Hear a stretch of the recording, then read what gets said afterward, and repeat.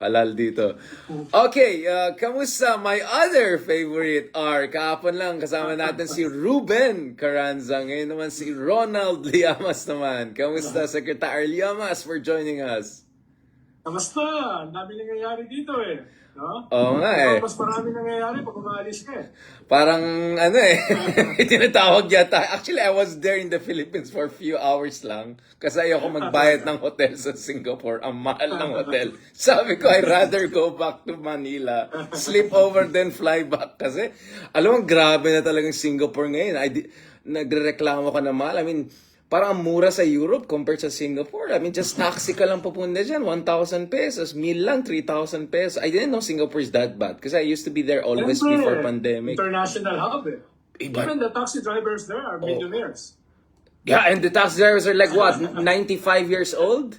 Diba? I mean, like, life is so hard. They're not proletariat, no? Grabe, sobrang mahal sa Singapore. So I was like shocked. I knew real estate was expensive and all. Alam ko yung kotse just to get the the license for the car is presyo na isang BMW, di ba? But I didn't know the daily living costs in Singapore were so high. Kaya yung mga kaibigan ko tumatakas lahat ngayon sa Singapore. So they work as non-resident fellows in Singapore but they're in Bangkok, for instance, right? So yan. Kasi I was supposed to work in Singapore a few years ago. Pero ibang story na yan. Maraming hugot lines. Move on na tayo. Right. Okay. Let's talk about Philippines first before we go to the big picture. Marami tayong pag-usapan, West Philippine Sea, Global South. May travel na naman si Bongbong Marcos. Papunta naman dyan. Saudi Arabia, mas social pa sa Singapore. Ay nako, pag yaman ang pinag-usapan, walang binadbad ang Singapore sa Middle East. The level in the Middle East is next level. I know that for a fact. Pero bago tayo pumunta dyan, let's talk about another letter R. ROMUALDEZ, alright? Balikan natin ang Pilipinas, Secretary Llamas. First, let's talk about this.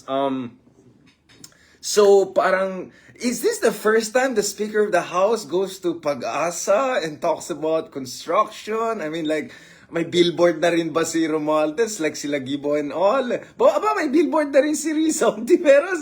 Tayo na lang walang billboard ngayon, ah. Hapon natin yan. Siyempre, magkakaugnay yan, no? Yeah. Siyempre, it's hitting three birds with one stone. Yung pagtanggal ng CIIF ni Vice President Sara, Secretary of Education, yung paglipat niyan sa Coast Guard, partly, at ikatlo ay yung, anong sabi nila? On the right side of history, no?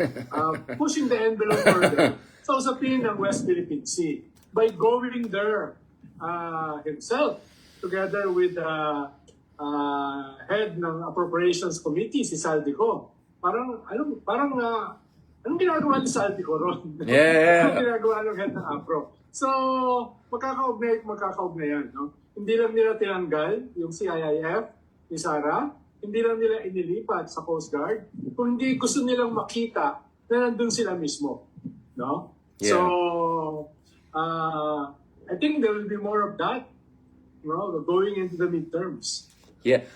I mean, Secretary Llamas, again, this vindicates yung argument ko, no, na in the Philippines, foreign policy is becoming kind of a linchpin of domestic politics. Which is usually the opposite, right? They say all politics is domestic, it's local. But in the Philippines, the most parochial country, suddenly, West Philippine Sea has become some sort of a whip used by one faction against another faction. No? So it looks like, Secretary Llamas, Ronald, no, na it looks like gagamitin itong issue ng West Philippines. Oh, well, I'm not questioning the patriotism, of course, of our elites, but looks like you can weaponize the West Philippines issue, right? To push the Duterte's aside. With more than 90% of Filipinos critical of China, I think this is not simply a political tactic. Yeah. This is moving towards the level of strategy. No? Yeah. I think in the next few years, even decades, yung international policy, especially on the issue of the West Philippine Sea, will be a dominant issue in our politics. Especially with the other side, the Duterte, the Arroyo, Vice President Sara, identified more towards China. No? Yeah. Nakita mo ba yung statement ni President Duterte last week? Na sinabi niya na tubig lang naman yan eh. Bigyan na natin kay Xi Jinping. No? It's just water. Kunin na lang natin yung isda, bigyan na natin sa kanya yung dagat. No? That treasonous statement. Oh my God! Talagang gagamitin ng gusto yan. Wala. Ulitin natin. Did he just say, tanggalin natin yung isda tsaka yung oil sa kanila na yung tubig? Is that... I've never seen... Sa China, This is crazy! Oh my God! Did you hear that? Sa dami niyang sinabing out of this world, I'm sorry, like, I missed that one. Pwede pala hiwalay yung isda sa tubig. Talagang tatay talaga. Lalong, Oh my God. ang gawin ni Oh my Speaker God. Martin, tsaka ni Aprohead, Love daddy ko. Baka magtayo na sila ng bahay nila sa Palasa. No? At doon na sila every weekend pumunta. No? Dahil malinaw na eh, the lines are drawn. Oh my God. Especially on foreign policy. Yeah. Kaya nga, on one side, politics is local. On the other side, in the Philippines, Yeah. politics is international. International, but let me be clear, pambarangay yung pag-iisip ng isang kampo. In fact, let me correct it. After this whole separate the water from the isda proposal, next level, parang I'm beginning to think it's an insult to barangay chairman because I suppose yung barangay chairman namin sa QC medyo mas sophisticated mag-isip. I mean, di ba may barangay din tayo sa Pag-asa? I'm sure those guys, yung may mayor na nga tayo, would think better. So, ayan na naman tayo. Kaya nga, ito, Boss Ronald, you know, I had a long conversation with the Chinese-American friends of mine the other day dito sa conference sa Singapore. These are good guys. These are yung mga galit sa China, kaya nasa US na. And I was talking about how, based on my own understanding, my family's own history, you know, I always felt China was way more sophisticated than Russia. I mean, if it goes down to the two authoritarian superpowers, I always felt it. Because, you know, my grandfather comes from a region occupied by Soviet Union back in the day. So they will tell me about these horrible stories of Soviet troops and etc. And my own experience of dealing with Russians, right? I mean, they're fantastic people, but I know they're quite different. But sometimes I wonder, gaano ka-sophisticated ang China if, like, ito ba yung kanilang mga, bata sa Pilipinas? I mean, like, doesn't China get it? Like,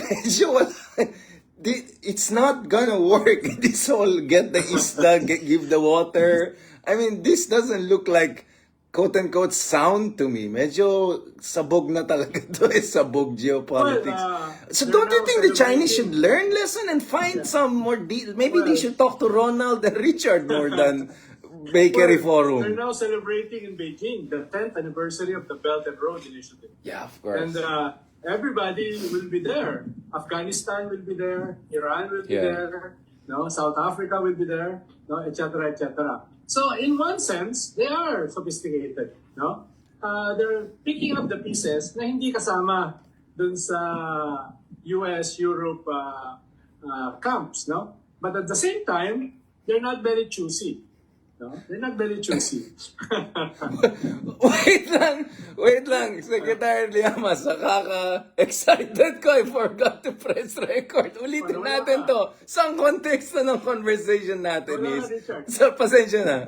Inulit ko. Hindi ko pala na-press. No, so the context of the conversation, the context of the conversation, Secretary, sorry, I pressed the record. I didn't press the record. 1 second, ulitin natin. So sobrang excited ko, I'm so sorry.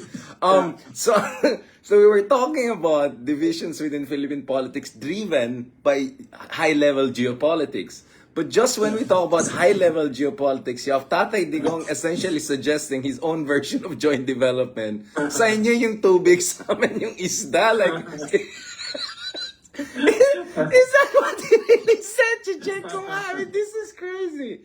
So, ang tanong ko sa'yo, Boss Ronald, is, bakit ang China umaasa sa mga ganyan aliado sa Pilipinas kung ganyan yung level of sophistication. Let me apologize to all barangay chairman in the Philippines. I used to call this barangay geopolitics, but this looks like something totally different.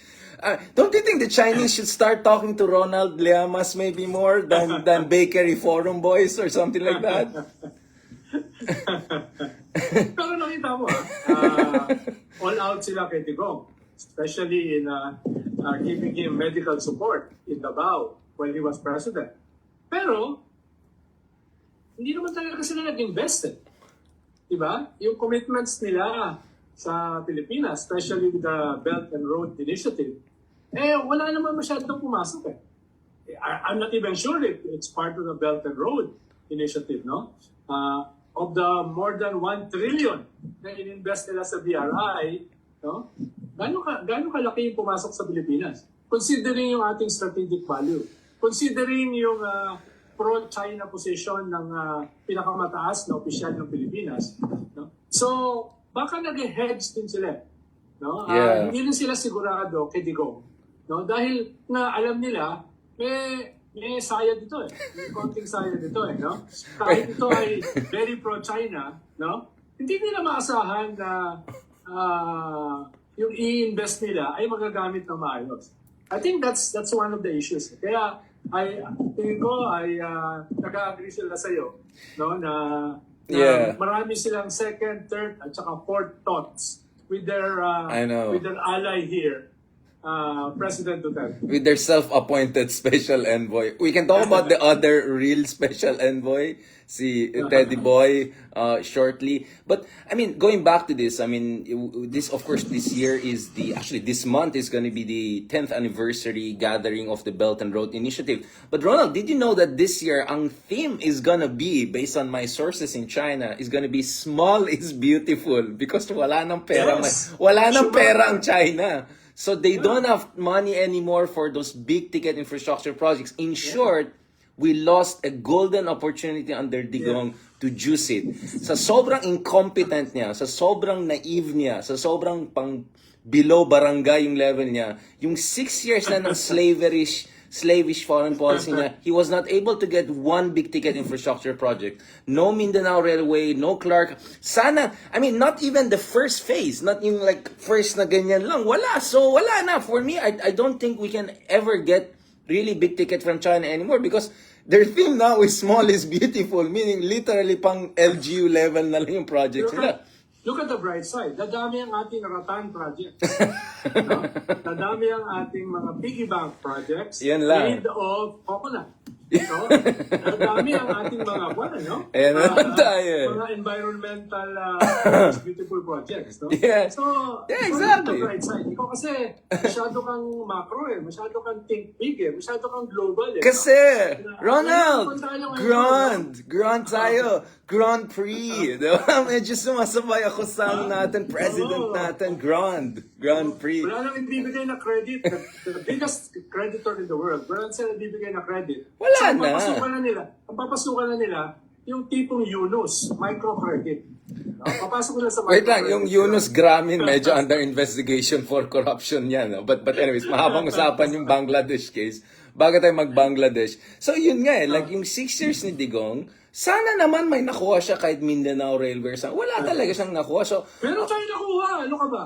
Yung Meron tulay. May dalawang tulay. Let me, Ronald, explain to you kasi nakatira ako doon dati nung konyo pa ako. Ngayon kasi QC na lang ako. Ganito kasi yun yung dalawa lang yung lane tapos maging apat doon sa bridge tapos maging dalawa ulit. Like, not sure how is that gonna work. Like, here, traffic, and then, wow, luwang, and then traffic ulit. Like, what? I mean, that was ridiculous. Yan yung problema. You should learn to counter blessings, no? You should learn to counter blessings. You mean two years of traffic sa Rockwell area? Binigyan ng akin ng 2 tulay. Alam niyo pang magpasalamat. Syempre, yung contractor Chinese, yung workers Chinese, yung budget Chinese, parang sila lang kumita.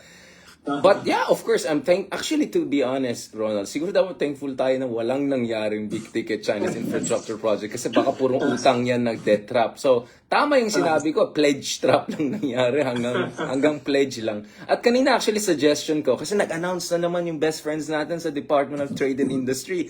Lumaki na daw yung pledges. So sabi ko, Department of Pledges na lang tawag ko sa inyo. Kaya nga papalitan na siya.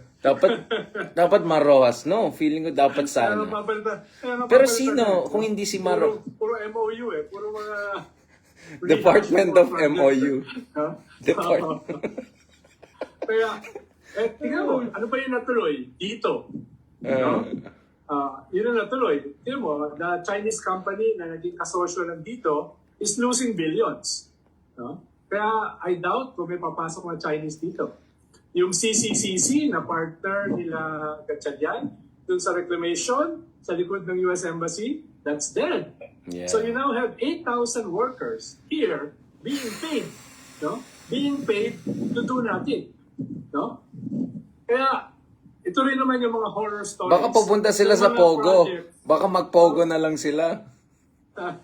Even Pogo, wala na. Oh, actually, pati yun, wala na rin. I mean as in levels of kapalpakan talaga yung nangyari pa na yung tatay, no? Like, lahat palpak eh. Lahat palpak. Yung reclamation projects palpak. Yung Pogo, kapalpakan. Yung mga BRI projects. Actually, para maawa ka sa China na yan ang naging counterpart at kaibigan nila. Sa lahat pa naman pwede nilang piliin. Bakit yan ang naging counterpart nila? No? Kaya reklamo sa akin dati, Chinese ambassador. Dahil they're offering free prime rice, no? In thousands of metric tons. Nireject natin. Bakit? Wala tayong silos na paglalagyan. Yes. Wala tayong paglalagyan. Imagine, Yes. No? So, hindi makapaniwala yung Chinese Correct. that we are rejecting their thousands of metric tons of Class A rice just because we don't have a place to put them. No? Yeah. So, hindi mo rin masisisi yung China. Ang dami rin nilang horror stories na naranasan nung panahon ni Duterte. Yeah, actually, yun nga. I mean, just to be clear, I mean, ako, my stance on China is very nuanced. Later on, we'll talk about China as a peace breaker in other parts of the world. I know sa Philippines, pag sinabi China peace breaker, what? But actually, China is seen very positively in other regions, including the Middle East, because actually, they're doing many good things there. Kaya para sa akin, nasasayangan ako na sa sobrang amateur hour yung nangyari.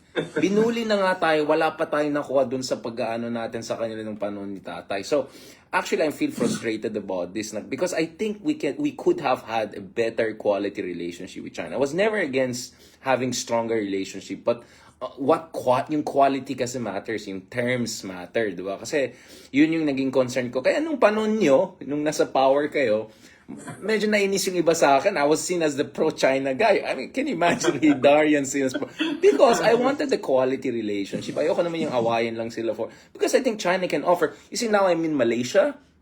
Billions of investments of China is coming here. Their trade is more than half of our GDP. Totoo yan na may concern sila about debt trap. What happened? Mahathir, when to China negotiated, they took out billions out of yung dapat debt. So, maayos dito sa Malaysia, kitang-kita yung investments ng China, napakaganda para sa kanila. And a lot of their Proton cars here are yung Geely cars na Pilipinas na rebrand lang nila dito. So look at it. Actually, if you play your cards well, sa aking palagay, you can have a very good relationship with China. Pero kung amateur ka, mahina ka, talagang walang mangyari sa'yo.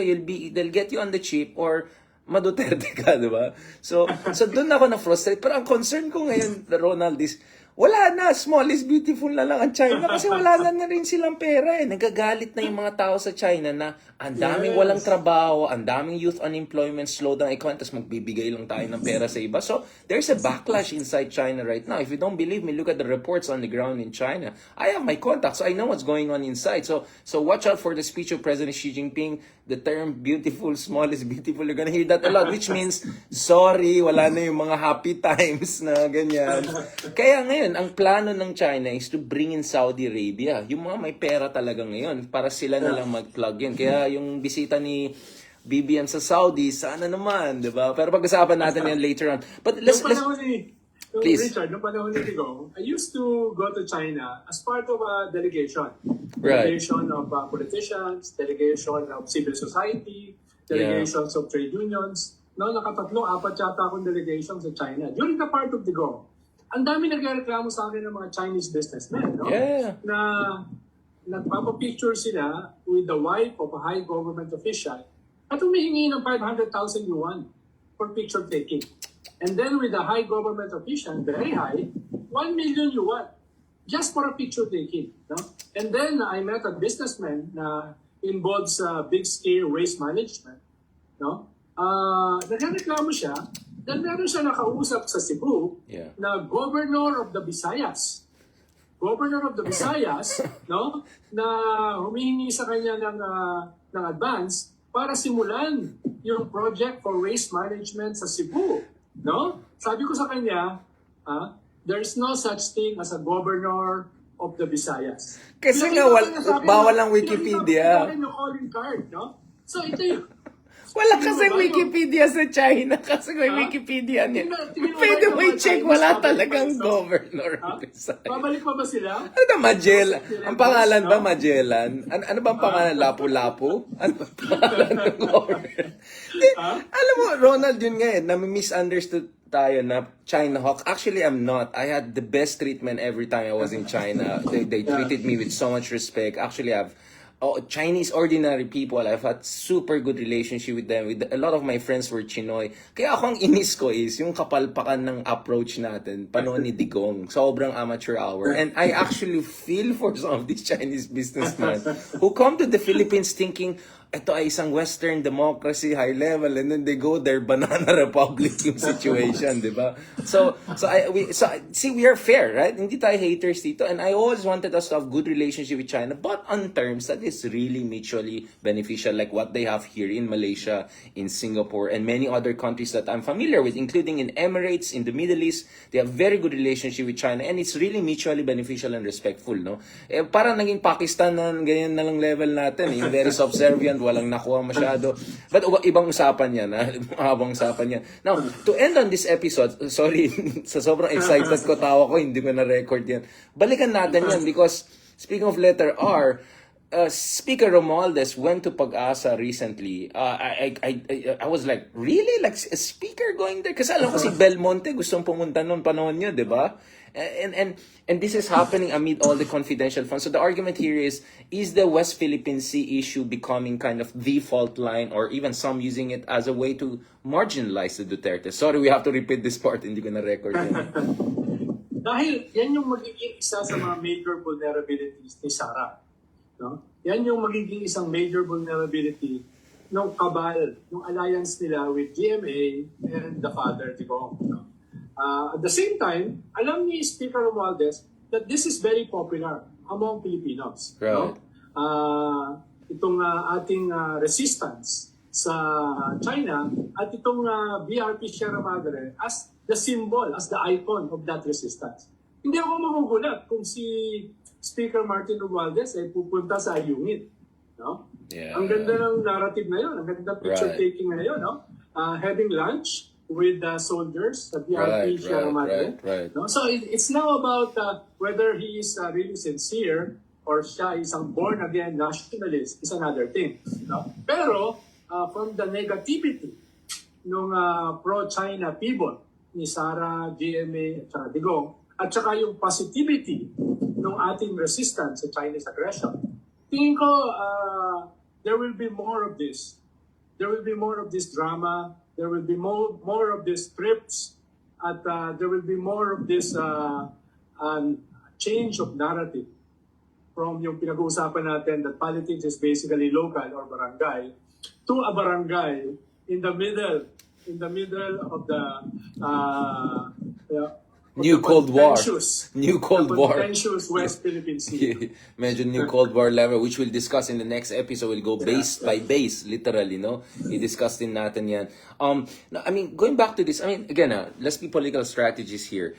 if we were to advise Sara Duterte, who by the way I think medyo nag-mountain climbing siya ngayon, medyo nagre-relax siya. Cebu. Yeah, Cebu. it's good for her. She looks happy. So I'm happy that she's happy. Now, she's having some time siguro to reflect kasi I think na-realize nila like, things didn't turn out how we expected in second year into office. So if this, let's say, if this were a chance for her to do not only soul searching but a strategic reboot, what would be our advice to Sara Duterte? Should she more openly distance herself from her father and try to strike a third way? Like, I'm neither too close to US like BBM, but I'm not gonna be like my father and all the mistakes. I mean, do you think she can conceivably even do that kind of strategy of presenting herself as a third way kind of a person? Una dapat tanggapin na niya, natapos na yung kanyang intelligence at saka confidential fund.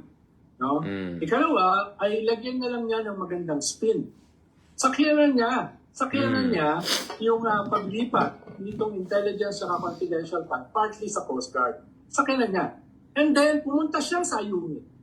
No? Pumunta siya. Unahan niya si Speaker. Yeah. No? If I were her. No? If I were advising her. Pero mukhang hindi pa naman niya sinesante yung kanyang mga advisors. No? With the advisors, strategies, and defenders like hers, who needs enemies? She needs a cabinet reshuffle also, no? That's your suggestion. Yeah. No? Kaya nga, tingin ko kaya siya umakyat sa bundok sa Cebu, pagkatapos siya depensahan ni Panelo, pagkatapos siya depensahan ni Harry Roque, pagkatapos siya depensahan ng kanyang tatay, tingin ko may kaunti naman siyang IQ to realize that this is a disaster. No? So change the narrative. No? Iwanan mo muna yan. No? Reflect, be more circumspect, and then adjust your strategy. Maybe Sarah should also go to, I don't know, Ayungin or something. Maybe she should do the jet ski that the father promised.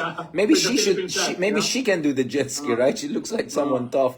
Aso baka may magsabotahe, lumubog. Yeah, God forbid. No, oh my goodness, this is crazy. Mahirap ka talagang kausap, Ronald. Mas makulit ka sa akin. I'm trying to behave and be serious, and then you say something like, alam mo, watch ko yung reaction ko kasi kunyari nagdi-disagree ako sa'yo, di ba? Horrible of you. I mean, I'm gonna be like British. It's like, that's unacceptable. I was like, gano'n ako sa'yo. May mag-British, ako, parang shocked.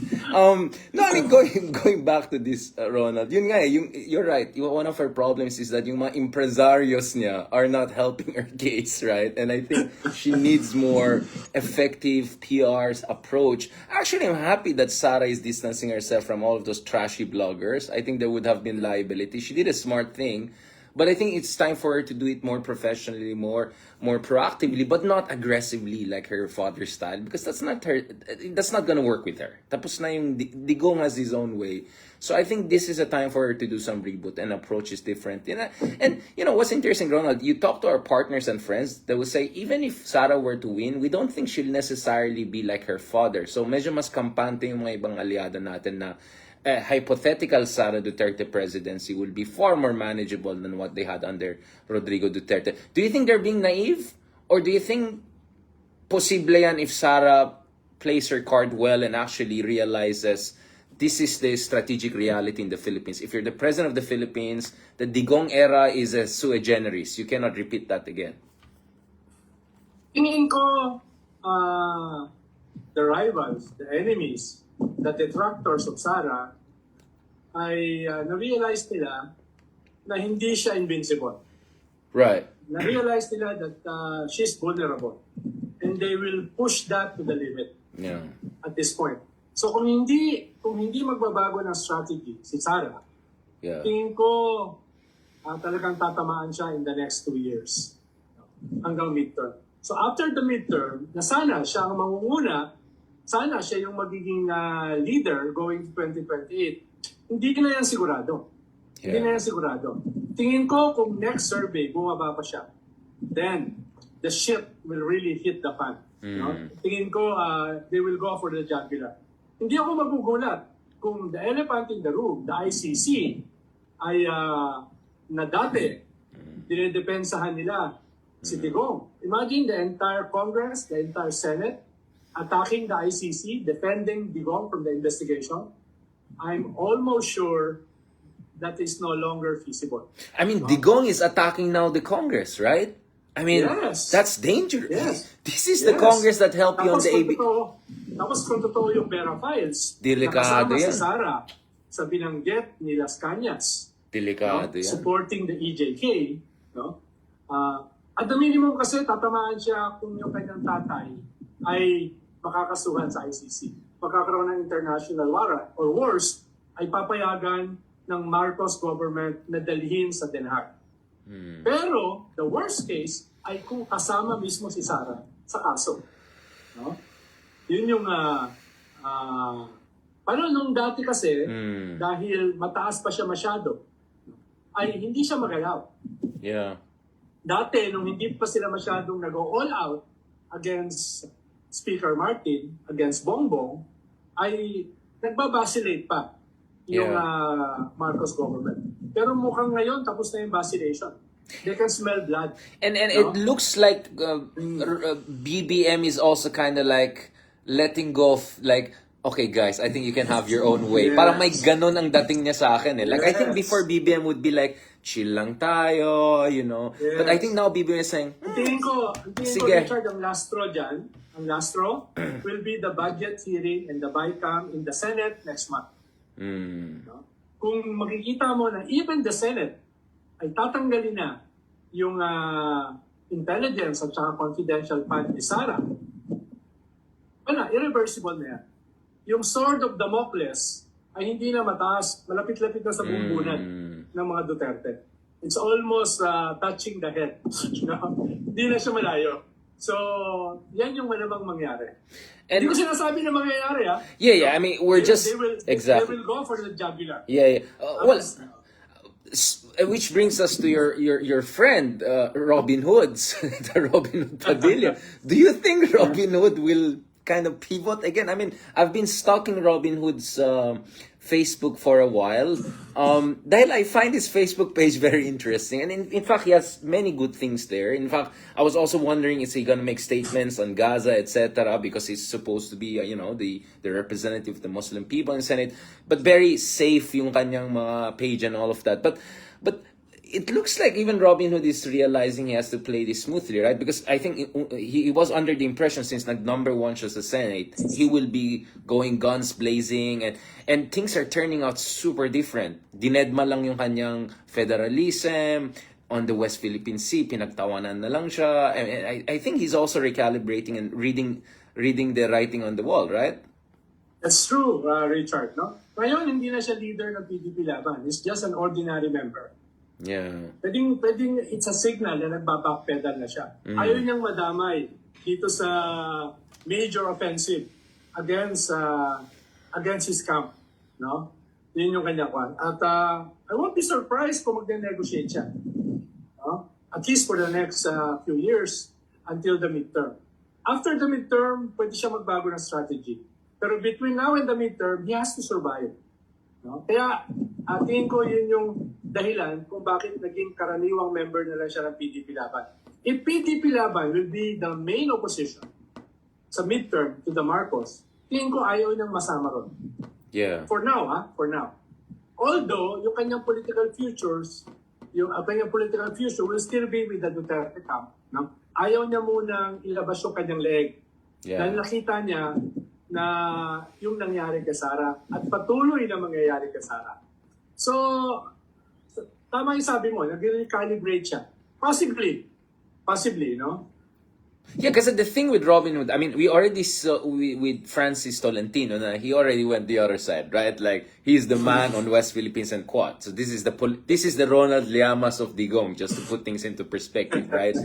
Si Bato kasi, ang issue niya, may ICC angle. So, he cannot go all the way. Kahit anong sayaw niya sa West Philippines, dyan sa arena, Philippine arena, the reality is that the ICC issue connected sa kanya kay Digong. So, meron silang Siamese twin situation. But Robin Hood has some room for maneuver to find his way through, right? So, it's a very variegated situation. Each of these Duterte allies in the Senate are now finding themselves with different calculus and different also positioning and all. So I find that very interesting. Now, before we close this episode, are you surprised by how Romualdez is moving? I mean, is he someone that you thought has this in him to push back the way he has?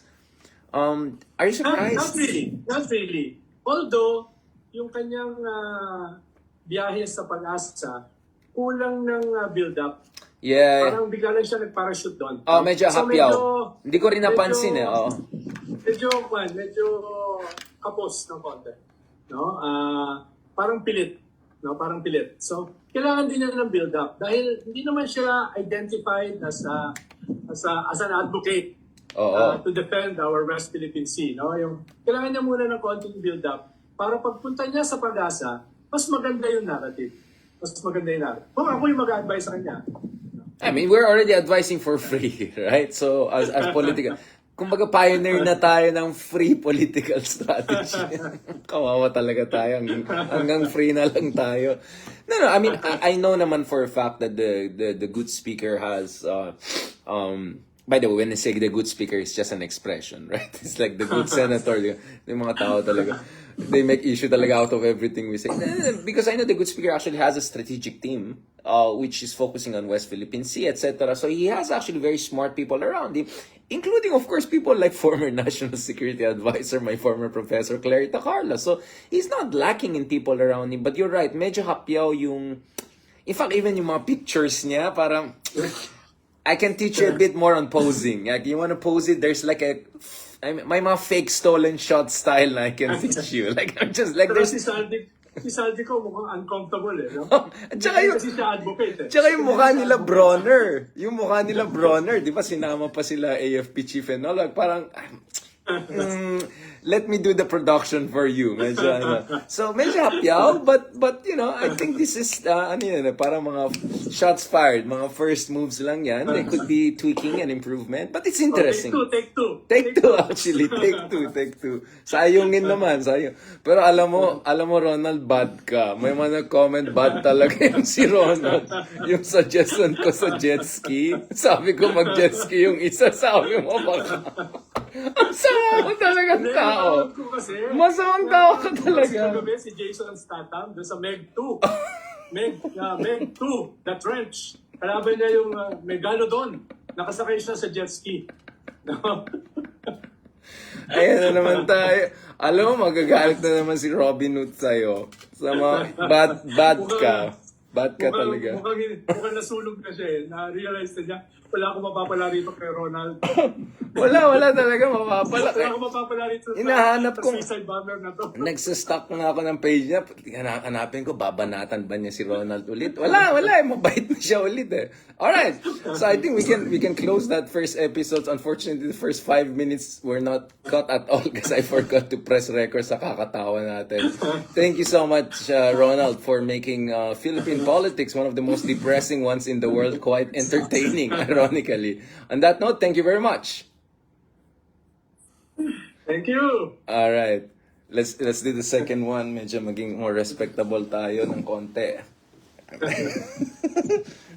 Ayan, kunyari expert.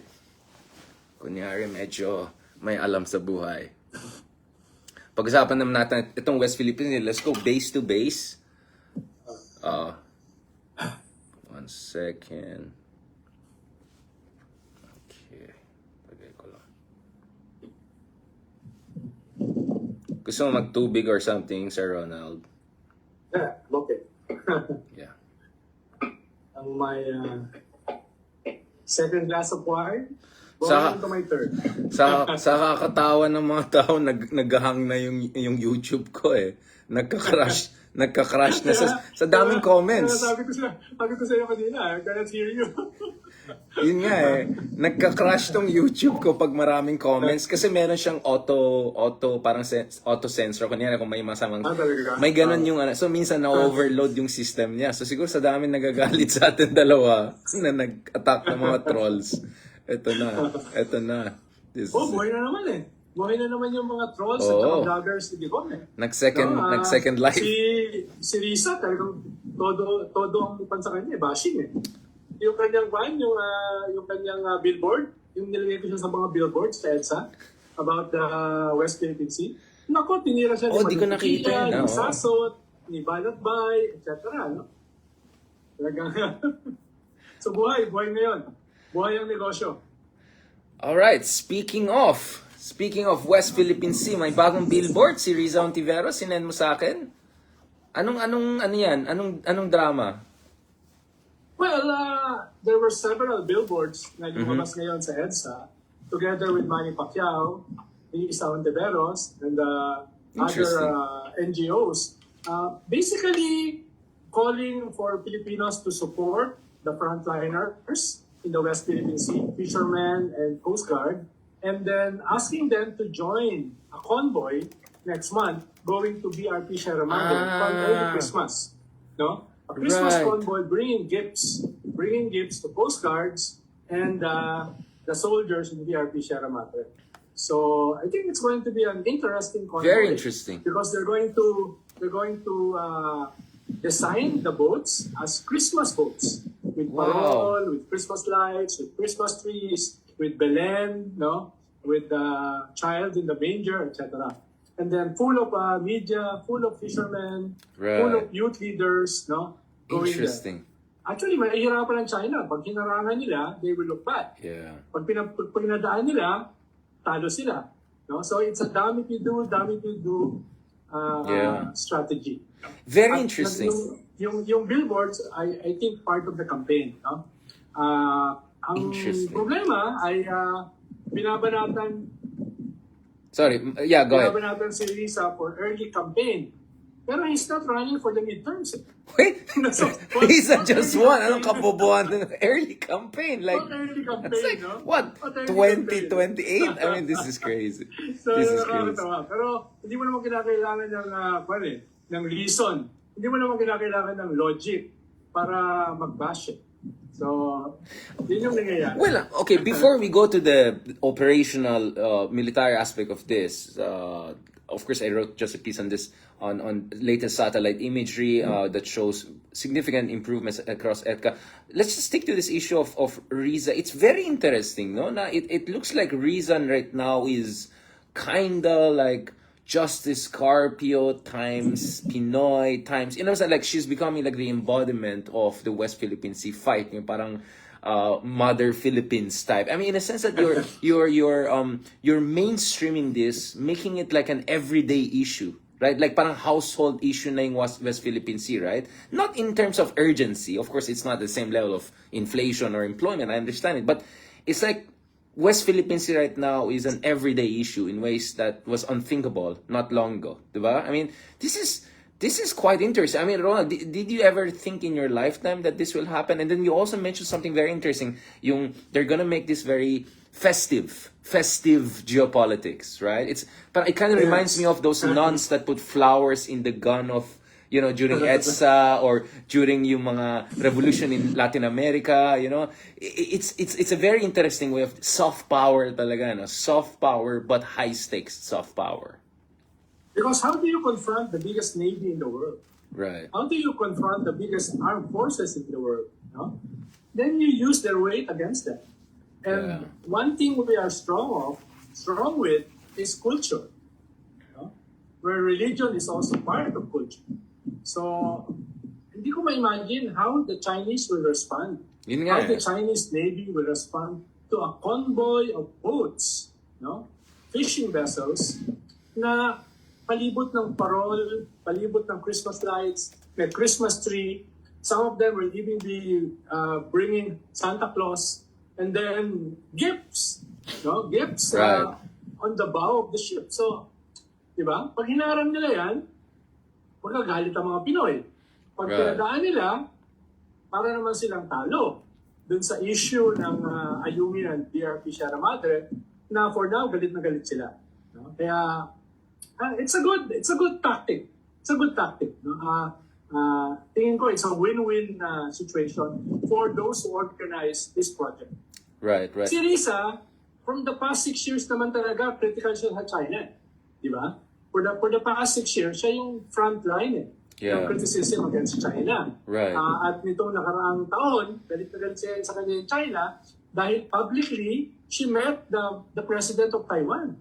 Right. Di ba? Naka 5-6 yata na diplomatic protest in China sa ating DFA for that trip alone, no?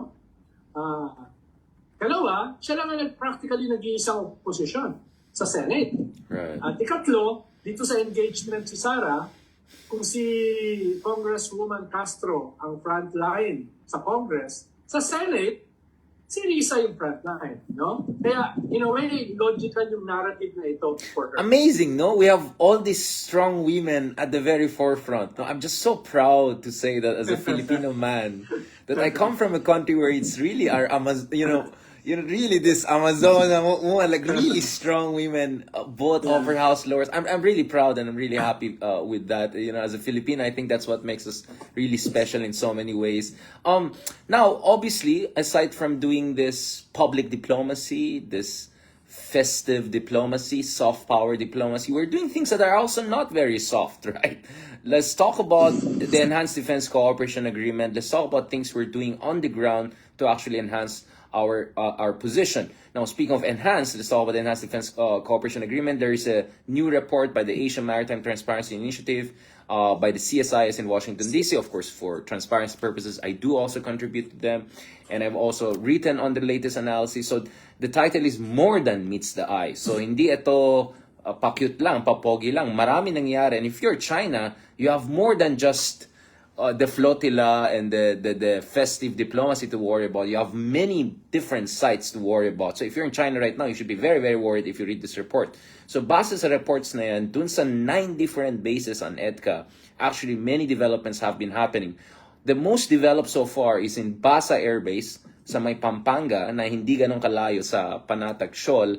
At siya po ay nag-receive ng $66.57 million from the United States for the improvement of a whole host of projects, including humanitarian assistance and disaster relief, command and control infrastructure, fuel storage, runaway improvements, and aircraft parking. Of course, that will be very important just in case there'll be contingency and all. Magpadala ka ng mga aircrafts.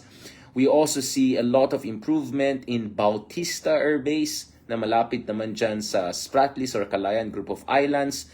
But yung Balabac Island po, nagkakaroon na rin, nearby to, nasa Palawan din to, nagde-develop na rin po tayo ng isang multi-kilometer long runway already. So much is going on. And of course, in the north of the Philippines, there are now conversations also about the U.S. Help building port facilities in Batanes, in addition to the military sites that will be developed dyan sa Cagayan and Isabela. So, whoa, a lot of things are happening. And as I argue, if you are China right now, you have to figure out you have to figure out anong i-prioritize mo dyan, in a sense that, you know, like if you press the Philippines here like a balloon, we could expand somewhere else, right? So there's so much room for negotiations here. I think this shows if the Philippines takes the initiative, it gives the leverage to us. So now we can talk to the Chinese and say, bubulin mo kami sa West Philippine Sea, lagot kayo sa amin sa Taiwan, tutulungan namin mga Amerikano, bubulin namin nyo kami dito. So I think now, again, this is not to praise BBM or anything like that, but in fairness, the Philippines is in quite a sweet spot, no, Ronald? I mean, you and I, of course, as progressives, I don't relish us relying on any foreign powers, and I don't want us to rely on any foreign powers, but this cooperation on EDCA is giving us some space, some room for maneuver with China, no? Or even perhaps more than that.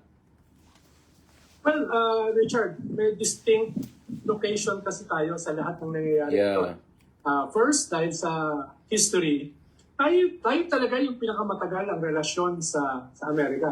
Even if we started on an invasion where a huge number of Filipinos were killed, no? Yeah. Historically, tayo yung pinakamatagal na naging colony at na naging kaibigan ng US, even if it's not necessarily to our advantage, no?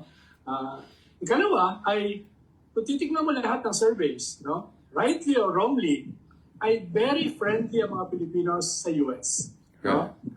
Even during the time of Duterte. No? Even during the height ng ating anti-US struggle during the dictatorship, most Filipinos ay malapit pa rin sa Amerika or very friendly. Especially since there are about more than 5 million Filipinos living in the US. No? Ikatlo, nangyari itong 9-dash line. Right. Nangyari itong 10-dash line. Nangyari itong artificial islands. Nangyari itong aggression sa ating EEZ. Kaya nagsampa tayo ng kaso. No? We're the only country na nagsampa ng kaso sa UNCLOS and won. No? And won. No? Kaya itong mga variables na ito, ay tingin ko, puts us in a very, not only strategic location, but in a very sweet location vis-a-vis the Americans. No? Ngayon, yung pinag-uusapan natin, EDCA, is related to 3 different issues. One, yung ating claim sa West Philippine Sea, ating EEZ, na tawag ni Gibo, Secretary Gibo Chodoro, is a creeping invasion. Right. No? Ikalawa, the freedom of navigation. Which goes issue. back to Ramos, actually. Just to be fair, President Ramos Yes, himself yes. would raise that term. So it's not original to Yes, yes. Gibo. Yeah. Ikalawa, yung freedom of navigation issue. No? Na not necessarily within our EEZ.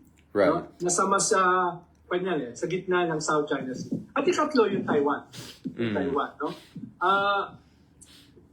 Yung first fight, EDCA, clearly is in relation with our claims sa West Philippine Sea. Correct. Diba?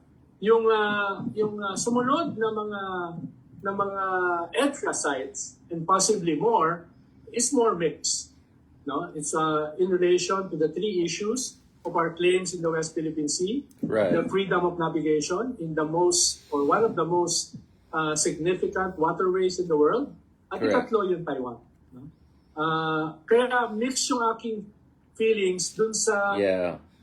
bases o yung EDCA bases sa Parehas tayo Isabela at sa Cagayan, no? Parehas tayo, These landlocked provinces na Yeah. clearly mas in relation sa Gaza Strait, no? Mas in Yeah. relation sa possibility of a war in Taiwan, no? Yun yung doon ako may ambivalence, doon ako may reservations.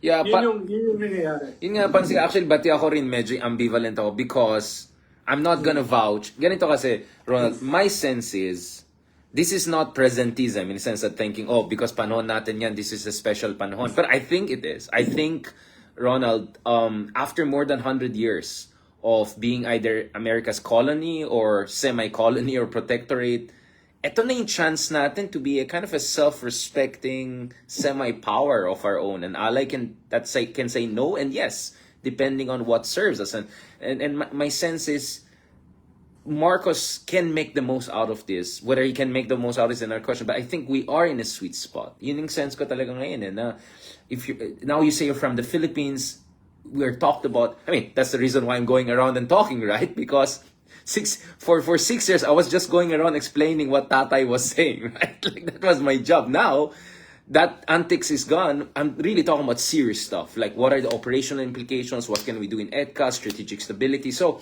as a Filipino, I feel we're taken more seriously than ever, right? And as a Filipino, I think there's a lot of room for autonomous action and maneuver here. And I think if we play the EDCA card well, meaning, as I call it, Goldilocks, meaning not too much American presence to undermine our sovereignty and provoke China, but also not too small to make it irrelevant, right? If EDCA is just a bunch of skeletal bases here and there, then wala rin silbi yan, diba? So we have to find that right balance, and also right balance of between how can we protect our interests more urgently sa West Philippine Sea, while at the same time being prepared for contingencies in Taiwan. That's very difficult. So my question to you, Ronald, is do you think there are enough of smart people out there right now for the president to make the right call? Or in theory, do you think we have enough strategic thinkers, aside of course of than yours truly? Of course. Kaya maganda itong kahit kasi simula lang, kahit medyo tahimik lang, Yeah. maganda itong effort na ginagawa nila Senator Risa Ontiveros, Father Edicio de la Torre, no, Ka-Uper, the Vice Chairman of the Anti-Poverty Commission, itong si Manny Pacquiao, etc. Right. Itong kanilang convoy, itong Christmas convoy, Right. itong kanilang yung ginagawa ni Noel Cabangon to organize a concert on the West Philippine Sea, itong mga billboards na nagsulputan, itong plano ng Student Alliance, no? SCAP, Student Council Alliance of the Philippines, to do a caravan on major schools Right. to explain our victory in UNCLOS, to explain our entitlement sa West Philippine Sea, no? At other activities, no? Gagawa sila ng animation, no? 3 minutes animation, West Philippine Sea UNCLOS for beginners, na hindi pa Right. nagawa before. So, maraming moving parts, yung tahimik na nangyayari ngayon. Kung alam mo, last week, nagkaroon ng rally nationwide ang RAM, Reformed Armed Forces Movement, sa Chinese Embassy. No? Oh, wow. These are ex-soldiers, no? Honasan Sila, people. This is yung Honasan. Magdalo, gusto sumama ngayon dito sa koalisyon ng atin ito, nila Visa. Yung One Sambayanan ay nagkukandik sila ngayon, no? They're trying to link up with this emerging coalition. Tapos may mga group na mga yacht owners, catamaran owners, na gustong sumama doon sa convoy ng fishermen. It's beginning to look like a Dunkirk project going to a Yuhin. So, yung mga yan will hopefully create not only a critical mass of Filipinos na nauunawaan itong issue na ito, unlike in the past, kung hindi pwedeng magkaroon ng isang sustained effort na hindi lang tayo dependent sa EDCA, hindi lang tayo dependent sa military exercises. Magkaroon talaga ng organizing, magkaroon talaga ng education movement, magkaroon talaga ng series of actions, no, mostly cultural, no, to unite the Filipino, no, on the issue of the West Philippine Sea, on UNCLOS, on Chinese aggression. Para hindi naman tayo puro na lang military exercises, puro na lang EDCA bases, puro na lang exchanges with the West, no. Magkaroon din tayo ng sariling strength. Tingin ko yun yung agenda nitong mga initiator, nitong atin ito movement. Na sa ngayon, nagsisimulang maging popular yung sign. Yung sign is just 3 fingers, W. No? So tingin ko this will be a household sign. No? Tingin ko this is just the start of something beautiful, no? Something not only nationalistic, but something which is sustainable and very progressive. Kaya hindi lang tayo mag-rely sa narrative ng EDCA, hindi lang tayo mag-rely sa narrative ng military exercises, hindi lang tayo mag-rely sa narrative ng emerging Taiwan conflict. No? Magkakaroon tayo ng sariling agenda. Yeah, I'm speaking of this. I mean, Ronald, essentially we're talking about the whole of nation approach, right? I mean, this cannot be just left to the DFA. This cannot just be left to the Philippine Coast Guard. This cannot be just left to Bongbong Marcos or the whole Tambalaslos drama. This has to be a whole of nation approach. So in that sense, we're mainstreaming something that should be dear to all of us, no? And just to be clear about it, yung mga Bakery Forum analysis na 7% lang naman nagsabi na urgent yung West Philippine Sea. That doesn't mean that 7% only care about West Philippine Sea. That's quite a dumb spin, right? Because that just means it's not they're concerned today and tomorrow morning. That doesn't mean they don't care, right? So doon mo makikita talaga na medyo pre-barangay level pa rin yung mga analyst ng China dito. But that's also partly true dahil hindi ganun karami nakakaunawa sa ating UNCLOS victory. Right. Diba? Hindi ganun karami kaya nakikita natin yung contradiction na napakaraming Pinoy ang critical sa China against Chinese aggression pero popular pa rin si Digong na clearly pro-China. So meron pa rin dysfunction di ba? Ang kulang diyan is the politicalization, the education, the explanation. Kaya maganda na gagawa sila ng animation, cartoons about the West Philippine Sea na 2 to 3 minutes. Dahil beyond that, wala na manonood. Yeah, and then yung 2 to 3 minutes, isa-slice din nila katulad ng ginagawa natin. Sinislice nila.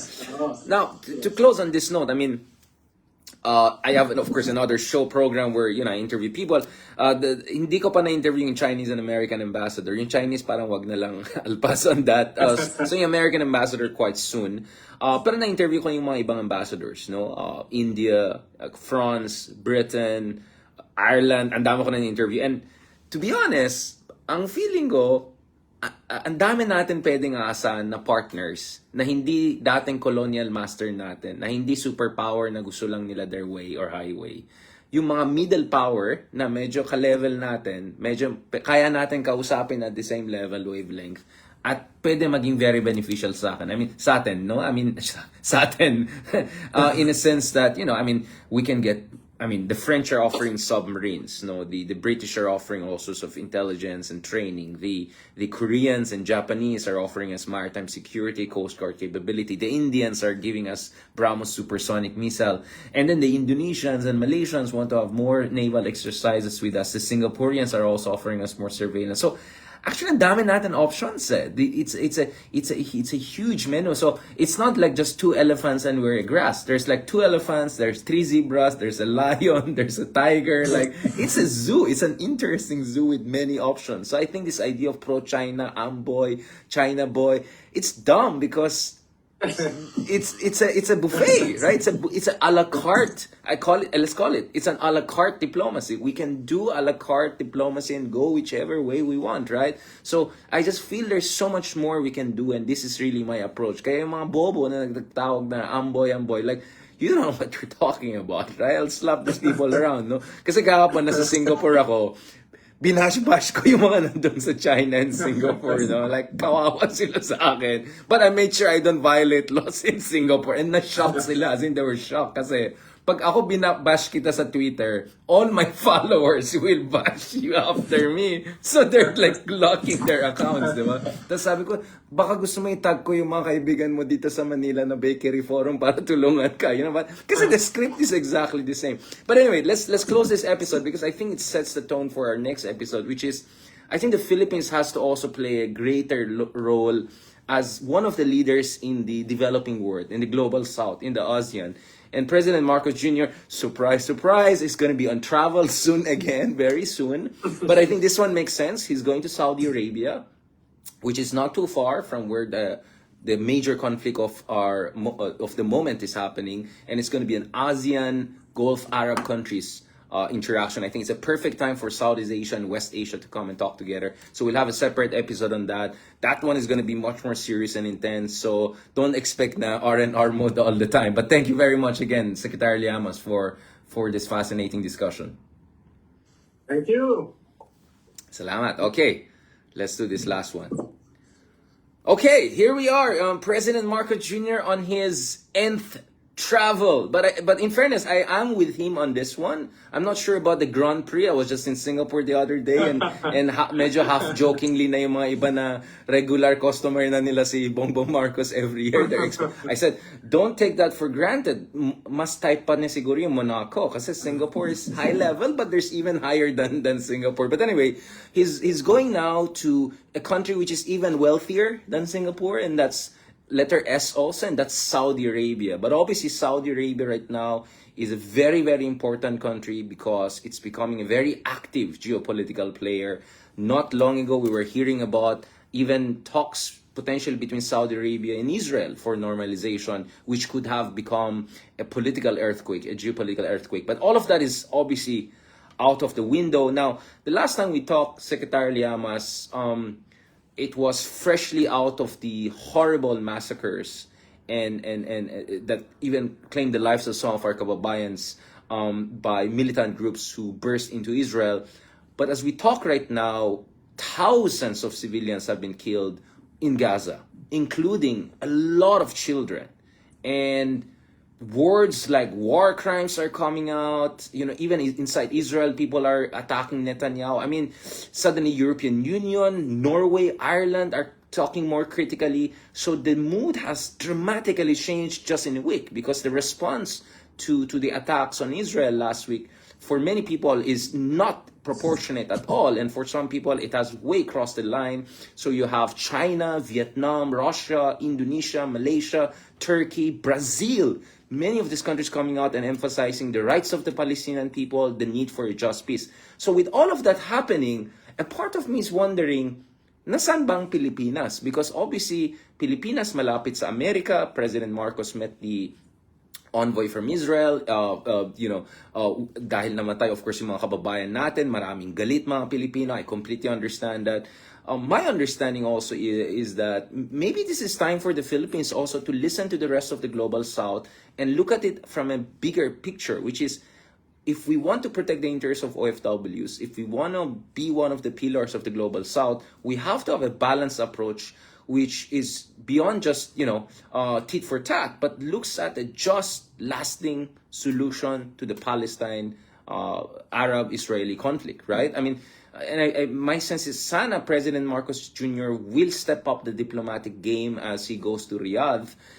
Because his father, right? I mean, you and I are not fan of Marcos Sr. when it comes to human rights and economy, but his father was a global South leader, right? If you look at his speeches in the Afro-Asia summits, he was one of the founders of ASEAN. I was just talking to my Singaporean friends the other day, and you know what my Singaporean friends were telling me, Ronald? They were saying, for a long time, we Singaporeans had to punch well above our weight because medyo malabo yung mga kasabay natin. Pero now, as Indonesia comes into form, becomes a major power, is speaking out, and they're hoping Philippines also steps up because Singapore is also going through its transition right now. There could be a new leader, new prime minister soon. So, parang sinasabi nila, wag na kayo masyadong umasa sa amin. Maliit lang kaming bansa. We're just a city-state. We cannot carry the water. So, actually, they feel embarrassed when everyone is expecting Singapore. So, he was asking me, kamusta naman kayo dyan sa Pilipinas?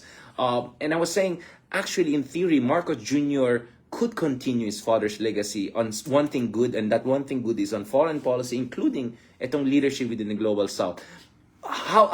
So Ronald, diba? I mean, this is not the conversation you usually hear in Philippines, right? I mean, this is something very different. This is a very global Filipino way of thinking about it. So I wanted to get your point of view on this. Well, I was able to visit Israel and Palestine several times. As a guest of the former Prime Minister Shimon Peres, which was the leader of the Labour Party of Israel, and as a guest of Fatah, the party of Yasser Arafat. In West Bank, where there is no Hamas, just to be clear. So because people think Hamas is everywhere. Hamas is just in Gaza. West Bank is under There's a lot of different groups in Palestine. Exactly. That's people forget. Everyone says Hamas. Yeah. Yeah, so I was there several times. I even met Arafat in Lisbon in 1999. So, may kaunti akong insights dun sa nangyayari doon, no? Even way before the present dynamics. No? Yesterday, I attended a forum about the issue of Gaza, organized by Centro, a trade union center. Ang speaker nila ay si Marie ng Friedrich Ebert Stiftung, the new resident, right? Who lived and worked. Used to be there, in Tel Aviv, I think, for several years. So, talagang hirap eh. Hirap na, dahil una, this is historical, no? Right. And to a great extent, it's not directly the fault of the Israelis and the Palestinians, no? It's about old colonizers. Britain, like UK, the British, talagang kasalanan nila to. Divided the Middle East, into unsustainable countries, which to a great extent are the roots of the present crisis, the present conflicts in most of the Middle East right now, including. And of course, Ronald, sorry. Let's just be clear. So the British messed it up big time, just like they did in India and the whole India-Pakistan again. But also the Holocaust with Nazi Germany. So Europe has a lot of historical responsibility for this mess that our Jewish and Muslim and Christian brothers, Christian by the way, because they're Palestinians or Christians too, but people forget, right? So in a way, this is a kind of everyone is a victim of the colonial legacy also here and the horrible Holocaust that happened under Nazi Germany. So we have to be clear about, first of all, that because people think this is an ancient war between Muslims and Jews for thousands. That's not true. Not true. This is a product of Western colonization and Nazi Germany Holocaust. This is why we're in this very difficult situation right now. Yes. We have to understand that Christianity, Islam, Judaism are all came from the Abrahamic religion or culture, whatever we call it. So historically, spiritually, they're not supposed to be antagonistic to each other. But was really complicated because of the history, because of the politics, because of the colonizers in the past. So it's not a black and white issue. Right. That is why even itong present na gera, ang hirap i-navigate to create a common position. For example, like us progressives. No? Even progressive groups around the world are debating intensely about this. Even your school, Harvard, no, is debating about this intensely. No? At wala akong nakikita na pinakamaayos na positioning. No? Positioning. Huwag natin kalimutan, even prime ministers in Israel ay ina-assassinate ng mga right-wing political forces Yitzhak in Rabin. Israel. Yeah, Yitzhak so hindi Rabin. mo pwedeng sabihin na yung Israel is a monolithic It's not. country with a clear anti-Palestinian sentiment. No? Yun yung At ikalawa ay medyo naging complicated for us because we have 50 to 100,000 Filipino overseas workers there. No? Na in varying degrees, no, are very welcome to the Israelis at medyo galit yung mga Palestinians for allegedly taking their jobs. No, nung sila ay pinaalis sa kanilang mga trabaho. So, nagkakaroon ng nadadagdagan yung complication, no, for us Filipinos, not only between Palestine and Israel. No? Tingin ko, definitely we have to condemn the attack of Hamas on civilian populations. No? The inhumanity done to babies. There's no debate, right? We're against any indiscriminate, deliberate violence against civilians. I think there's no debate about that, right? Just to be clear, because there are a lot of dumb people with out. us, but even some of our members in the progressive movement here, no, ay hindi para sa kanila. Parang they've never mentioned the attack of Hamas on kibbutz, on the concert, no? Parang everything dito ay kasalanan ng Israel, no? I mean, Ronald, namatay yung mga kababayan natin. We cannot, namatay yung mga kababayan natin. We cannot, you know, I'm saying, bilang Pilipino. Hindi ko na sila babanggitin. Wag na tayo pumunta dun. Mga political organizations here, kung babasahin mo yung statement nila, no mention of the attack. No mention of the barbarity done to the women, no, to the children, to the babies, no. Walang kahit anong ganon. At the same time, yung iba natin namang mga kaibigan, no, ay parang Israel is the only victim. Israel is the only victim. And like Palestinian lives are not equal human life. Like they're not, like if when I post something about Palestinian children and all, suddenly nagwawala yung iba. And my point is like, wait, so mali to point out that Palestinians are also human beings and that their plight should not be forgotten? I mean, that's horrible. That's unacceptable. I saw firsthand how Palestinians were treated in the wall when they entered the wall. Talagang this is West Bank, right? This is West Bank, not Gaza. Walang Hamas doon. Just to be clear. Yes, exactly. Yes. Meron din, but not that big. No, meron din, no? Yung collective punishment sa Gaza at sa West Bank, yung pag merong isa na na-involve sa attack on Israel, buong pamilya i-evict at wawasakin yung bahay, yung ganong klaseng collective punishment. That is what is happening now in Gaza. That is collective punishment on a bigger scale. Diba? Kaya very delicate yung positioning. I think we have to condemn Hamas. No? But we also have to criticize and condemn yung ginagawa ngayon ng Israel dun sa civilian population ng Gaza. There was even this very tragic story of one family na nakinig dun sa call for evacuation ng Israel. Pumunta sila allegedly sa safe area at namatay yung buong pamilya, 20 of them, no, one big family, no, because they obeyed Israel to evacuate. They did. At nung pumunta sila sa allegedly safe zone, all of them died. You mean from north to south, right? From north to south. Yeah. So, ito ay dapat talaga i-document, ito ay dapat talaga isa-isahin, no? Dahil it's not a simple issue. It is collective punishment on a grander scale.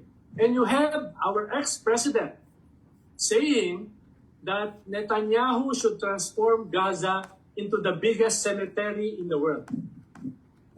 Did you hear that? Did you hear your? Yes, that's your why idol? I missed his other statement on West Philippine Sea and giving the water and all. Kasi parang I was so shocked by that. I mean, not shocked because I don't shocked in a sense that, I mean, isn't this the president who's supposed to talk about Muslim, Christian unity, and Yes, he but said, he's a "I'm the first psychopath." moral president." Yeah, I mean, that just tells you this guy was not fit to be the president. I don't think Elected a even, psychopath.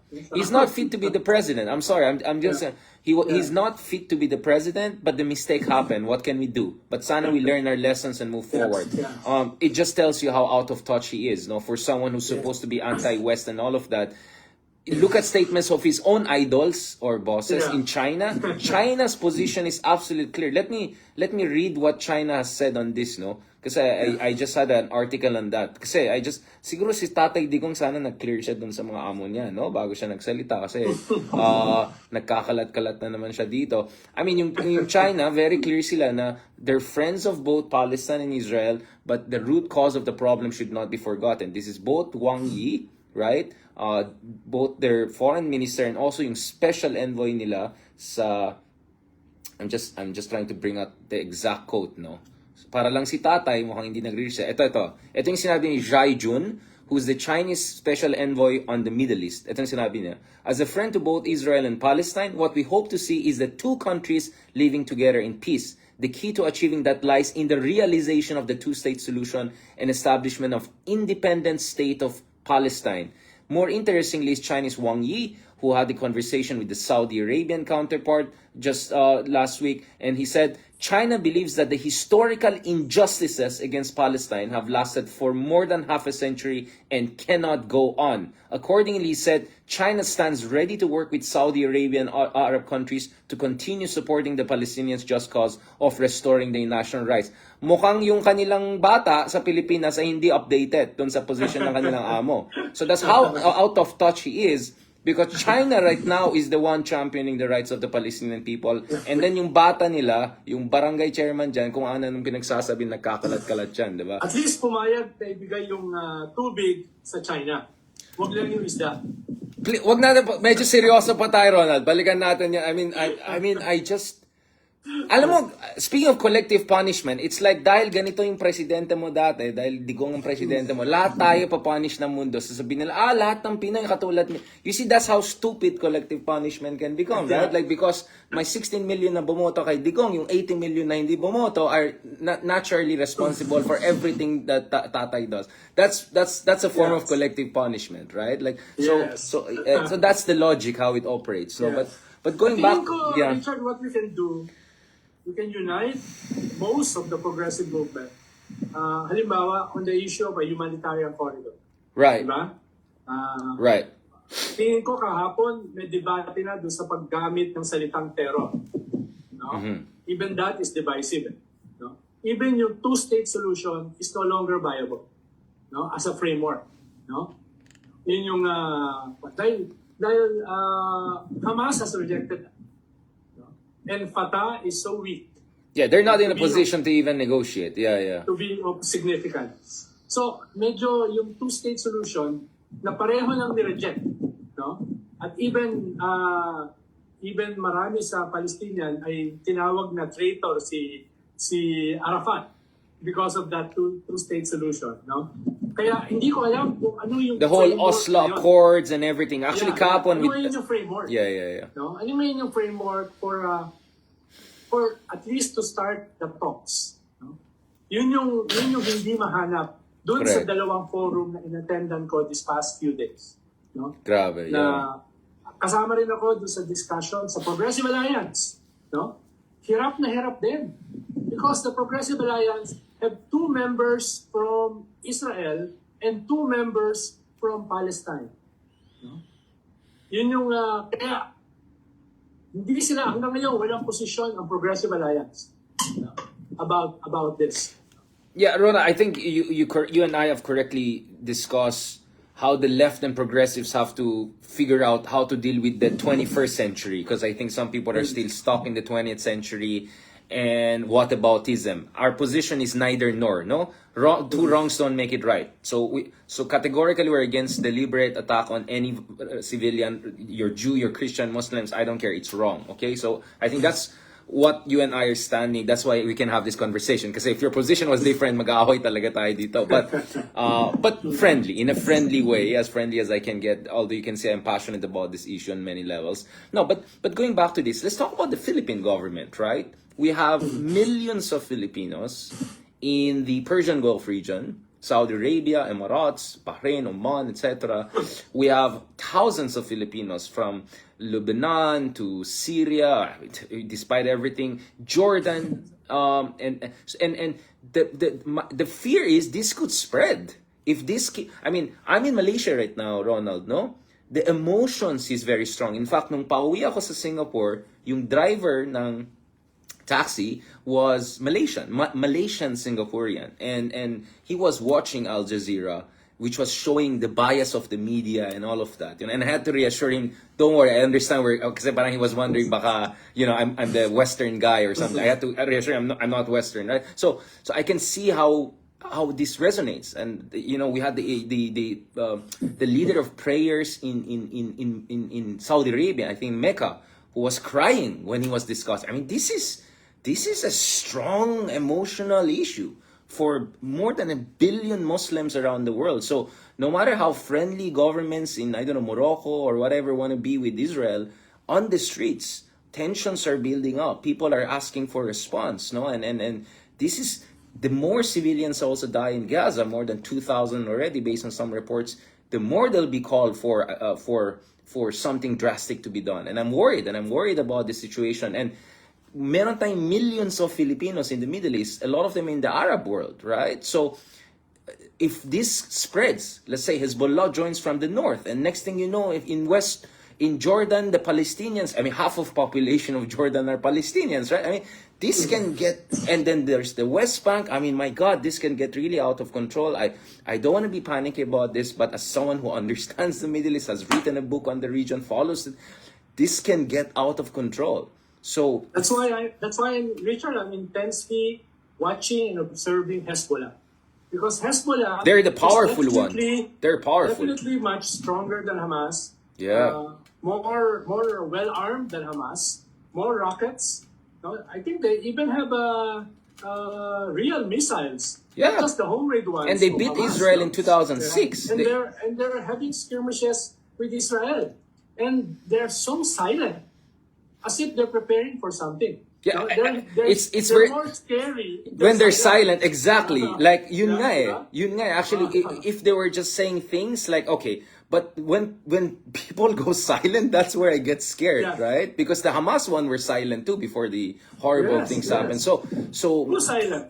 so I can't. That's why sa akin, from my vantage point, Yeah. Hezbollah is the trigger for a bigger Middle East. It's gonna be it's gonna be a major all around. Yeah. Everyone is gonna be involved, so it's gonna get really, really scary. And then you could have a situation whereby governments in Arab world are gonna stand on one way, but the people are gonna be on the other way. Then that's also a crazy situation, right? Now, and we have 3 to 4 million Filipinos in depending on how you count it. In the Middle East.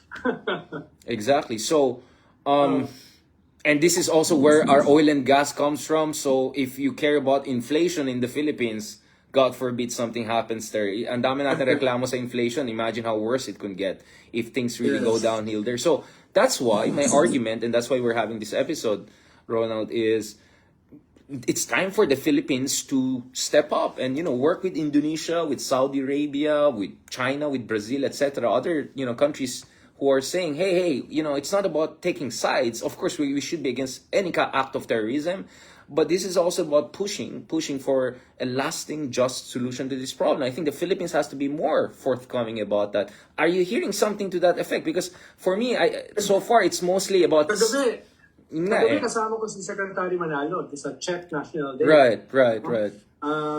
Pero parang wala pa silang nako-consolidate na position. Yun nga medyo... Dito. Hindi ko alam kung sino ang ating Middle East expert sa DFA. Si Bensulto, I think is now our ambassador to Turkey. Turkey, yeah. No? Si Neil Imperial ay hindi na natin ambassador sa Israel, nailipat na siya sa Italy. So, hindi ko na alam kung sino yung mga bagong na-assign dyan. Pero wala akong kilala na Middle East expert sa DFA. Well, wala rin naman tayo talagang malinaw na China expert sa DFA. No, but I mean, someone who can work with Yeah. other countries. Remember, the upcoming visit to Saudi Arabia is an ASEAN Arab summit, Yeah. right? So there'll be Malaysia there, there'll be Indonesia there, who have very strong stance against what's happening in Gaza. We have to work with these countries. We have to work with Singapore, Thailand, which also has many of their own version of OFWs. They have also overseas Taiwan. You know, we have to work with fellow countries there. That's my point. Not only about Arab expertise or Middle East expertise. This is really about Yeah. So- global diplomacy, leadership. Yeah. Yeah. Dahil for a long time, na tama naman, we are concerned for our OFWs. Right. But you cannot, meron pala ako mga kamag-anak na nandun, no? Right. At yung mga kausap ko na Palestinians, ay medyo galit na konti. Dahil na marami sa kanila natanggal sa trabaho, no? Dahil ang tingin sa kanila ay terrorist, at marami sa pumalit ay mga Pilipino. I want Tsaka to make mabait this kasi clear, tayo, no? bro, eh. Hindi, yung mga trabahong nakuha ng Pilipino ay hindi lang mga trabaho ng Palestino. Halimbawa, domestic helpers. Hindi naman yung trabaho ng mga Palestinians. No, they're not gonna take up those jobs. Yeah. Pero the image, it's about image. The image Yeah. ay kinuha natin yung trabaho nila. No? At kahit ang kinuha natin is just a few thousand, no? Yung dating sa mga Palestinians ay we took their jobs. No? Ayun. Kaya nabo-blow out of proportion yung ating presence sa Israel. Yung presence natin sa West Bank or sa Gaza, I think 137. Yeah, na evacuate na through the Rafah border. Yeah. So we have to talk to Pero Egypt sa too. Israel, Yeah. marami Yeah. Marami sa Israel. 50,000, right? I mean, officially 29. Yung Yeah. legal, no? But the other Officially 50,000 29. Yeah, officially Yeah, 29, yeah. Yeah. So, yun.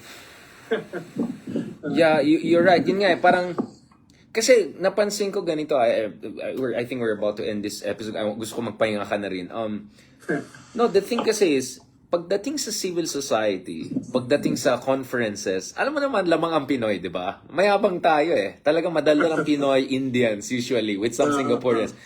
Pero yung gobyerno natin, parang hindi ganun eh. Very, I mean, magaling ang mga nasa DFA, but I think generally we lack that kind of, you know, pizzazz, that kind of panache, no? Na parang yung level of, di ba, sa mga civil society meetings internationally, parati mga Pinoy ay front and center, di ba? Ang galing-galing ng Pinoy. Pero pagdating sa international diplomacy, very, very diffident, I think, sometimes tayo. Even if napakagaling talaga yung mga diplomats natin. I know them personally, a lot of them. We have Yusek De Vega, who's a fantastic, brilliant guy. You know, Teresita.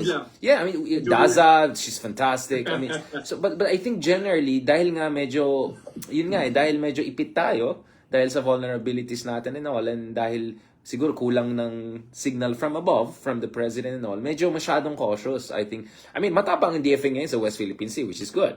Right? But Yes. my thing is, it has to go beyond that. We are 13th largest country by population, right? So we should act as a top 15 countries in the world, and we should be one of the top 10 global South leaders, for that matter, and one of the top 3 leaders in ASEAN, along with Indonesia and Singapore, something like that, right? I mean, this should come natural to us, right? And for some reason, we're always seen as, oh, America's friends in Asia. Oh, American side na yan. So kung ano America side, yan na yung side nila. So I think we have to push back against that because that's not helpful and it's creating unnecessary tension or dismissiveness.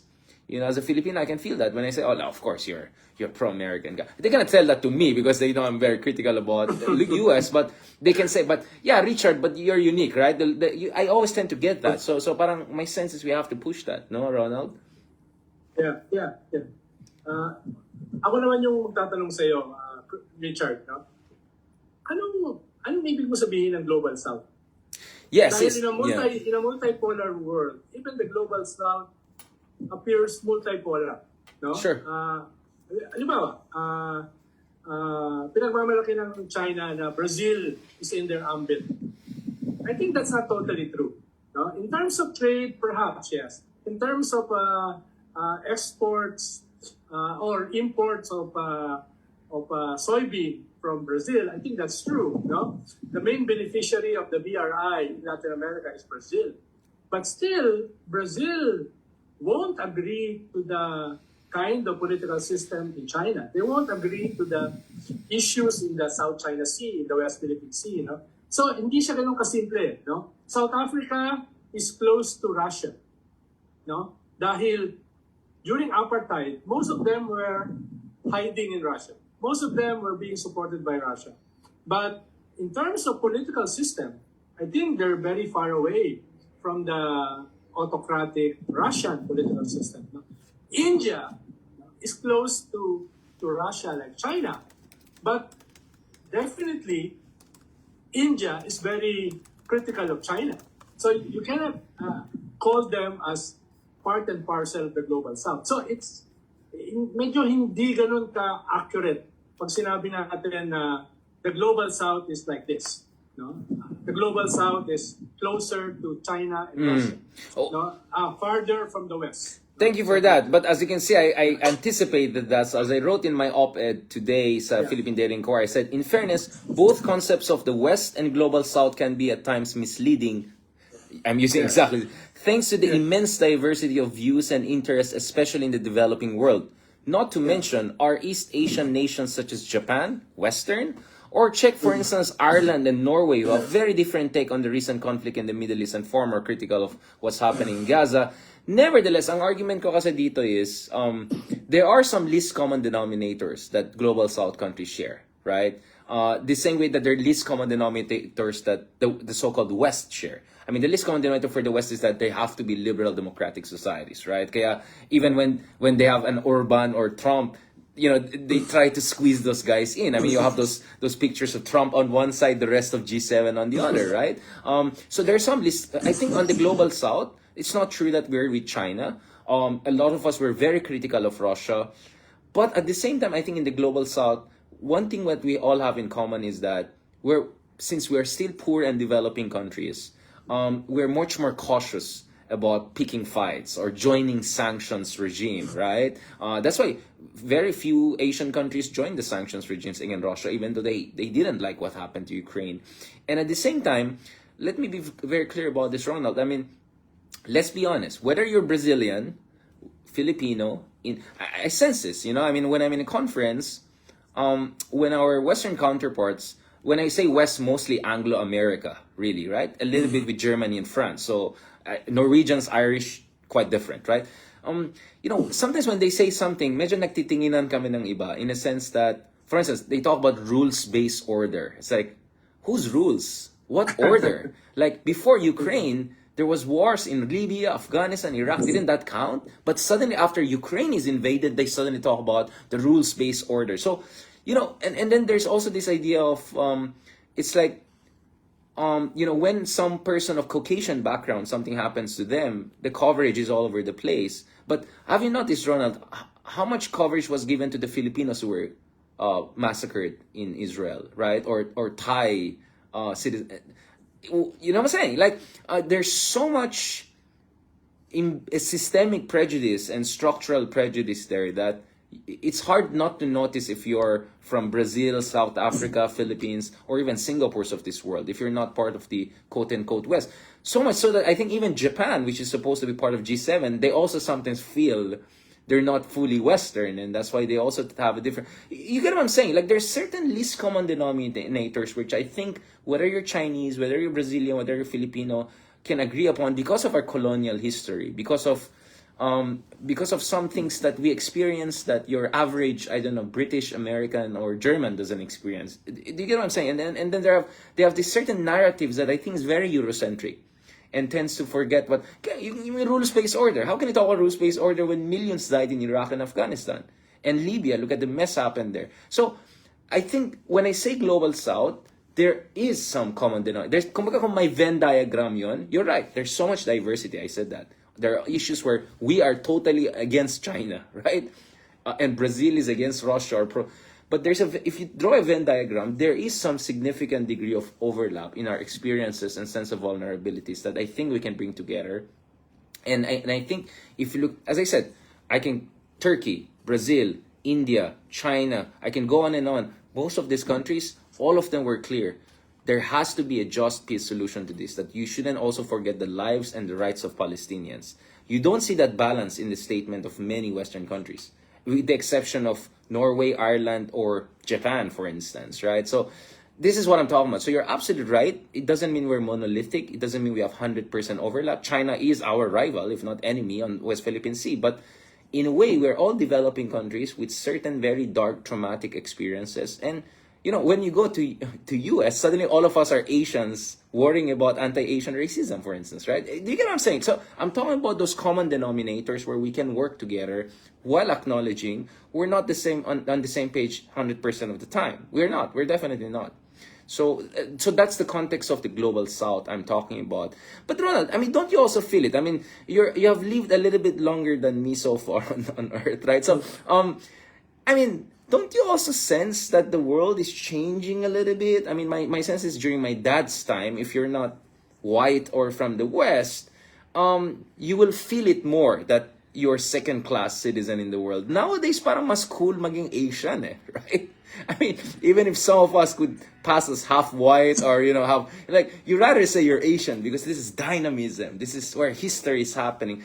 Are you feeling that? Have you noticed that, Ronald? Because I noticed that as a millennial. Partly, dahil, sabi mo nga, the least common denominator dito sa Global South ay yung ating common history under colonialism. Diba? Yun yung isang minimum least common denominator. No? Ako lang, ay minsan nag-react ako dun sa reductionism na itong BRICS is the Global South. No. BRI, No. BRI na ngayon ay nag-gather sa Beijing, this is the Global South. No? Yung minsan doon ako nag-react. Yeah. Not you, yung ibang mga groups. Yung Bakery Forum. Yung Bakery Forum. BRICS, whatever. Yeah, tawag nila, this is the new Global South. Doon ako nag-react. No? Yes. Because there's nothing Global Southy about this. About this, no? Ayun yung. Kaya, it's very China Empire thing. It's a China Empire thing. Yeah. Yun yung No, I completely agree with you. Kaya I'm very so obviously on West Philippine Sea issue, we're gonna have many disagreements with fellow developing countries who are closer to China than us, right? So I completely agree with you. We're not 100% on the same board, but yes, our past colonial experience, our struggles with structural prejudice, with being treated as second-class citizens of this world for so long. I'm not saying it's fault of every, I don't know, Western person, but this is legacy of centuries of colonialism. But now suddenly, you know, if you're from India, you're from Brazil, you're from Turkey, and hopefully from Philippines, etc., you're gonna feel that, hey, maybe we have a little bit of more of a voice. Because most of the institutions that we see today, IMF, World Bank, whatever, we didn't have much of a say, right, in their establishment. They were really products of Western So for a very long time, the so-called West, especially Anglo-America or the Anglo-Saxon world, had monopoly on global governance. I think that's going away. Now, that doesn't mean we'll jump to the Chinese boat, but to a certain degree, the rise of China has created a new reset. And I think in this reset, there's a room for us to carve out some voice, because I just feel we try to have that voice when we had the Carlos P. Romulos of the world, but bigla mapunta ako kay Teddy Boy Locsin like, never mind, magda-digress na ako but you know what I'm saying, we don't need, you know, like overcompensating whatever type of people to have that voice. I think we can have that voice by just acknowledging that the world is in transition. Doesn't mean that Asia will be the next superpower necessarily, but is that Asia should not necessarily be a second class or just second fiddle. Yun lang sinasabi ko dito, Ronald, no? But I perfectly agree. I don't like what others are doing. In fact, that's the reason why Indonesia did not join BRICS. Indonesia was invited to the BRICS Plus. They turned it down because they said, that's increasing the China club, right? And no, we want to join the OECD, which is the club of the rich, developed, democratic countries. So you're absolutely right. And for me, I like the Indonesia way of doing things. And I think Indonesia could be kind of a role model for us because of so much similarities we have with them, in spite of some differences because we are a US treaty ally, etc. Even if India is in the BRICS, now I think the emerging dynamic in the world now, with the waning American superpower, I think in the near future, it could be India and China. Yeah, competing for influence here. Yeah. Yeah, I mean, just on a very how should I, parang non-threatening. I mean, so since last year I've been traveling. You know, the tourists I see more, they're Indians, middle class Indians. You know, dressed in designer clothes and all of that. India is the new superpower in many ways. They're not rich yet. They still have Yes. huge problems, but they're a huge country and they're gonna flex their muscle and all. So this century is gonna look very different from what we used to be when I don't know, tiny Belgium or Switzerland could walk around as if they're a superpower. That's not gonna happen. It's gonna be really just China, India, Brazil, Saudi, Turkey, and hopefully the Philippines can find some sort of space there. I know we're getting a little bit ahead of ourselves, perhaps, but I don't know, Ronald. This is what I like. I mean, I think someone has to start this conversation. I mean, I'm very proud of getting this discussion on industrial policy a little bit sexier because I don't think anyone was talking about industrial policy. And now I'm also in this kind of global South Philippine voice, but not a China-dominated global South, not a bakery forum kind of global South. No, more of a reasonable, para sa bayan kind of global South. Maraming salamat, Ronald. Thank you so much. I think Salamat din, Richard. this was really fruitful. I think folks are enjoying. Marami na nagta-trash talk na. Pero sabi nga nung isa, bad ka, Ronald, bad ka. Keep it up, Ronald. Sir Ronald. I'm Thank you very much. evil. I'm not only bad, I'm evil. Monster nga, di ba? Monster. Especially with the jet ski. And the jet ski, yeah. Wala akong sinabi dyan. Si Ronald dyan, please don't take it on me.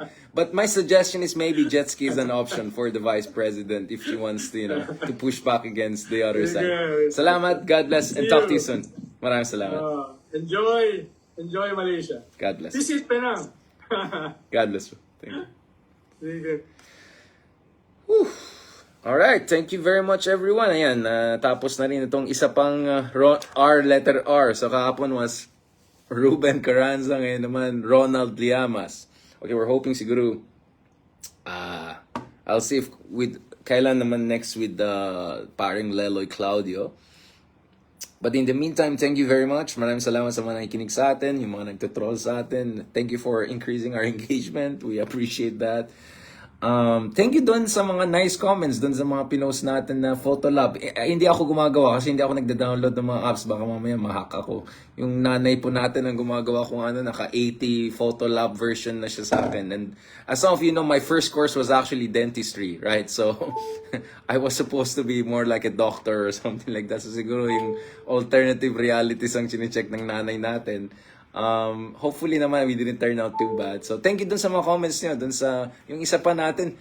Just to be clear, hindi ko kamukha yung mga Tate brothers, okay? Stop it. Puro mga Tate lalo yung isang picture natin na photo lab yung para na may Lamborghini, Maserati.